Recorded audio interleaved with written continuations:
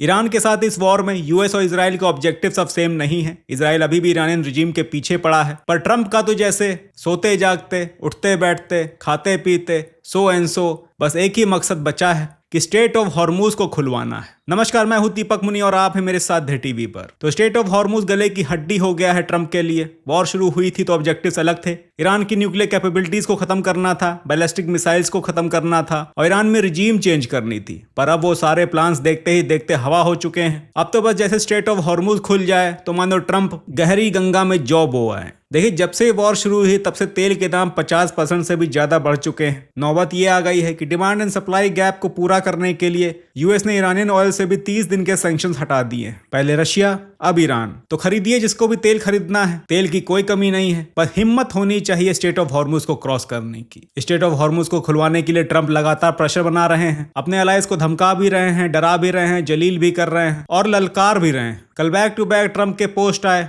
इस पोस्ट में ना जाने ट्रंप ने नेटो को ललकारा है या जलील किया है या दोनों किए हैं। आप इसका एसेंस को समझ लीजिए। ट्रंप ने कहा कि नेटो यूएस के बिना एक पेपर टाइगर है। ये ईरान को रोकने के लिए इस फाइट को ज्वाइन नहीं करना चाहते थे। अब ये फाइट हमने जीत ली है, खतरा बिल्कुल नहीं बचा है। ये कंप्लेन तो करते हैं कि ऑयल प्राइसेस बढ़ रहे हैं और ये लोग उस प्राइस को देने के लिए मजबूर हैं, पर ये लोग स्ट्रेट ऑफ हॉर्मुज को खुलवाने के लिए एक छोटा सा मिलिट्री ऑपरेशन मेरे साथ मिलकर नहीं कर सकते। कायर हैं सबके सब। आगे ट्रंप कहते हैं कि वी विल रिमेंबर, यानी कि हम देख लेंगे। ठीक वैसे ही जैसे बचपन में हम लोग जब क्लासरूम में मार करते थे, टीचर आ जाती थी तो सामने वाली पार्टी से कहते थे कि बाहर मिलना, हम देख लेंगे। तो गजब आदमी है डोनाल्ड ट्रंप। खैर, अगली पोस्ट में कहते हैं कि हमारे मिलिट्री टारगेट्स लगभग पूरे हो चुके हैं। हमने ईरान का ये तबाह कर दिया, वो तबाह कर दिया, यहाँ झंडा गाड़ दिया, वहां झंडा गाड़ दिया। ईरान अब खत्म हो चुका है, बल्कि परसों इनका एक F-35 गिरा है। आगे कहते हैं कि हमें जरूरत नहीं है स्ट्रेट ऑफ हॉर्मुज को खुलवाने की। हम अपना काम पूरा करके यहाँ से चले जाएंगे। जिसको जरूरत होगी वो खुलवा लेगा। हमने वैसे भी ईरान के थ्रेट को खत्म कर दिया है, इसलिए स्ट्रेट ऑफ हॉर्मुज को खुलवाना उनके लिए आसान मिलिट्री ऑपरेशन होगा। बल्कि अगर वो बोलेंगे तो हम आकर उनकी मदद भी कर देंगे। मतलब क्या यार, इतनी बचकानी बातें तो हम लोग बचपन में भी नहीं करते थे। एनीवे, तो इधर नेटो वालों का हाल ये है कि करेंगे ये सब, पर शर्मा शर्मा के करेंगे, धीरे धीरे करेंगे।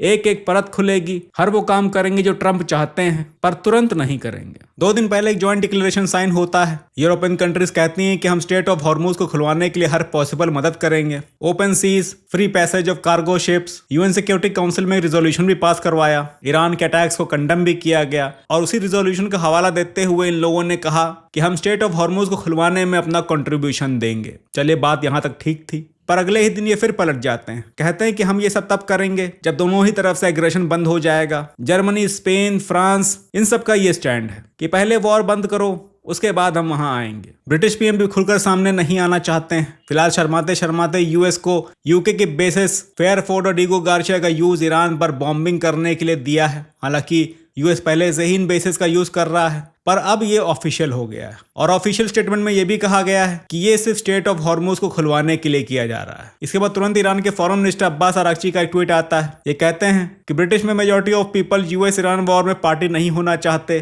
पर पीएम कीर स्टारमर इन लोगों की चॉइस को इग्नोर करते हुए इनकी जानों को खतरे में डाल रहे हैं। इसके तुरंत बाद ईरान 2 मिसाइलें डिगो गार्शिया की तरफ फायर कर देता है। डिगो गार्शिया इंडियन ओशन में यूके और यूएस का एक जॉइंट बेस है तो ईरान से लगभग 4000 किलोमीटर दूर, पर फिर भी ईरान ने मिसाइल दाग दी। हालांकि उसे बीच में इंटरसेप्ट कर लिया गया। पर अब चर्चा ये शुरू हो गई है, क्या ईरान की मिसाइल्स की इतनी रेंज है? क्योंकि ऑन द रिकॉर्ड ईरान की खुर्रमशार 4 की रेंज 2000 से 3000 किलोमीटर के बीच बताई जाती है। एक्सपर्ट्स अब इस बात पर मंथन कर रहे हैं कि क्या ईरान ने इस बीच अपनी रेंज बढ़ा ली है या फिर इन मिसाइल्स की रेंज अभी उतनी ही है। ईरान ने उस तरफ मिसाइल मारकर बस भपकी ली है, डराने की कोशिश की है। तो इस तरह का मंथन चल रहा है। यार, इतना मंथन करने से अच्छा था कि वहां तक जाने देते, बीच में इंटरसेप्ट ही ना करते, पता चल जाता कि खुर्रमशार की रेंज उतनी है या नहीं। अरे मतलब बाद में कर लेते। अगर ये मिसाइल डिगो गार्शिया तक पहुंच जाती तो इसको वहां पर इंटरसेप्ट कर लेते, कम से कम एक कंफ्यूजन तो खत्म हो जाता। एनीवे, तो बात हो रही थी स्ट्रेट ऑफ हॉर्मुज को खुलवाने की। वैसे मैंने कल की वीडियो में ही आज के हेडलाइंस बता दी थी कि आ रहे हैं मरीन्स ईरान की जमीन पर कदम रखने।